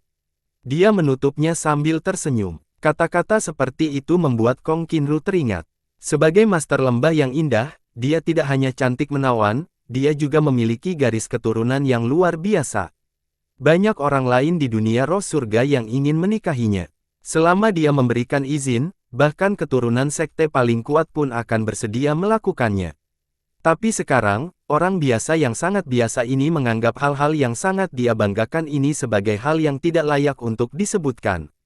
Sikapnya akhirnya meredup ketika dia dengan tak berdaya berkata, "Saya telah melebih-lebihkan diri saya sendiri." Anda benar, bagaimana bisa bertanya itu memulihkan kehidupan seorang ayah pohon? Harganya pasti terlalu mahal. Kamu salah paham. Ia tersenyum dan berkata, bukannya saya menginginkan sesuatu yang keterlaluan, hanya saja prosesnya sendiri mahal. Dia tidak tahu harus berkata apa karena ini di luar jangkauan kemampuannya. Hanya saja Li Qiye baru saja memberikan harapannya. Li Qiye melanjutkan, mengapa kamu begitu ngotot dalam hal ini? Faktanya, hal ini tidak terlalu mempengaruhimu dan, sebaliknya, jika Peacock Land tidak ada lagi, itu akan membuat lembah indah menjadi lebih berharga, bukan begitu? Dia menatap matanya dan berkata, benar, ini tidak berpengaruh pada lembah, tapi cerita lain bagi penduduk di sini. Tanpa rumah, mereka tidak lagi mempunyai tempat di dunia ini.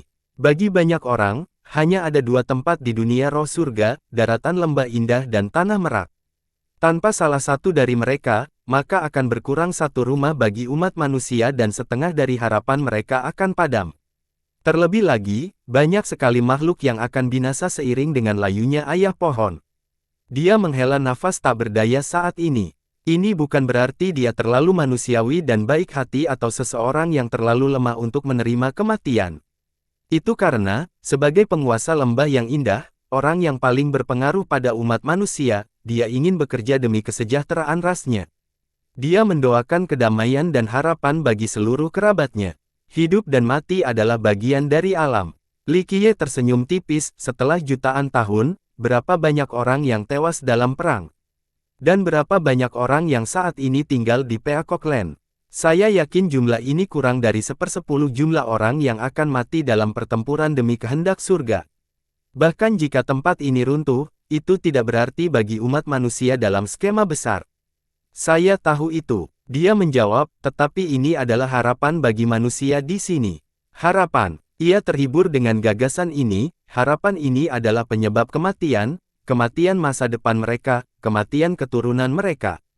Karena Peacock Land dan Exquisite Valley ada di sana, lebih banyak manusia akan memutuskan untuk tinggal di Heaven Spirit World. Tanpa keduanya, jumlah ini tidak berarti apa-apa. Dia merenung sejenak sebelum menjawab, mungkin Anda benar, pandangan saya agak picik. Saya hanya ingin melakukan beberapa hal untuk generasi mendatang. Secerca harapan adalah satu-satunya hal yang bisa saya tawarkan kepada kaum kami di sini, harapan akan kehidupan yang damai dan bahagia. Li Qiye memandangnya dalam diam selama beberapa saat sebelum dengan lembut menenangkan kepalanya, gadis kecil, dunia ini tidak dimaksudkan untuk kehidupan yang damai dan bahagia, setidaknya, tidak untuk manusia. Suatu hari nanti, Anda akan mengerti mengapa ini bukan rumah mereka, tapi mungkin Anda tidak akan bisa menunggu sampai saat itu tiba. Kong Qinru menjawab, jadi bagaimana jika Anda benar? Bagi para ahli dan makhluk nyata yang menentang surga, mereka dapat pergi saat 9 dunia terhubung kembali. Tapi bagaimana dengan yang lain? Bagaimana dengan manusia? Bahkan jika mereka ingin pergi, tidak ada yang bisa mereka lakukan. Li Qiye dengan datar menjawab, seperti yang saya katakan sebelumnya, jika Anda benar-benar berpikir demi umat manusia, hal paling bijaksana yang harus dilakukan adalah bersiap untuk memindahkan lembah indah keluar dari dunia roh surga. 9 dunia itu sangat luas, akan ada pijakan baru bagi Anda di suatu tempat. Dia dengan lemah berkata, mungkin, tapi meskipun aku menginginkannya, itu tidak akan semudah itu. Salju sedalam 3 meter tidak terbentuk dalam semalam. Akhirnya, Li Qiye menggelengkan kepalanya dan berkomentar, sepertinya saya sudah tua. Saya bukan orang yang berhati lembut, keinginan saya terbuat dari baja. Namun, hati seseorang akan melunak seiring berjalannya waktu. Setelah mendengar ini, Kong Qinru sedikit terkejut. Setelah menenangkan diri, dia dengan gembira berseru, maksudmu? Dia meliriknya dan dengan malu-malu berkata, karena aku sudah di sini, biarlah. Saya kira saya harus mencobanya. Adapun nasib umat manusia di dunia ini, saya harus menyerahkannya kepada mereka dan Anda. Dia tidak bisa mempercayai telinganya sendiri dan menarik napas dalam-dalam untuk memastikan, apakah kamu serius? Apakah aku perlu berbohong padamu? Dia menjawab, namun, Anda harus siap secara mental. Menentang surga untuk mencapai pemulihan kehidupan tidaklah mudah. Harganya akan sangat mahal. Dia menjawab dengan sungguh-sungguh sambil menguatkan dirinya, apa yang kamu butuhkan.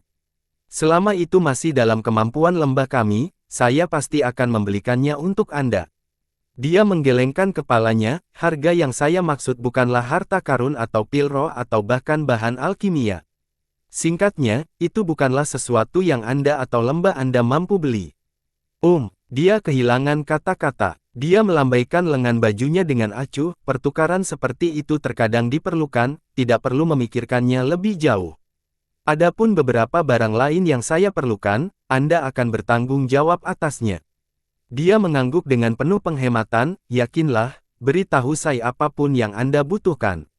Aku tidak akan membiarkanmu jatuh.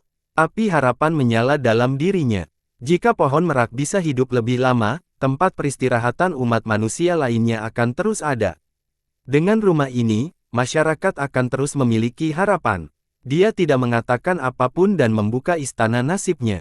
Sebuah pohon tua muncul. Ada beberapa cabang hijau yang tumbuh dari sana dengan daun-daun segar yang bergoyang tertiup angin.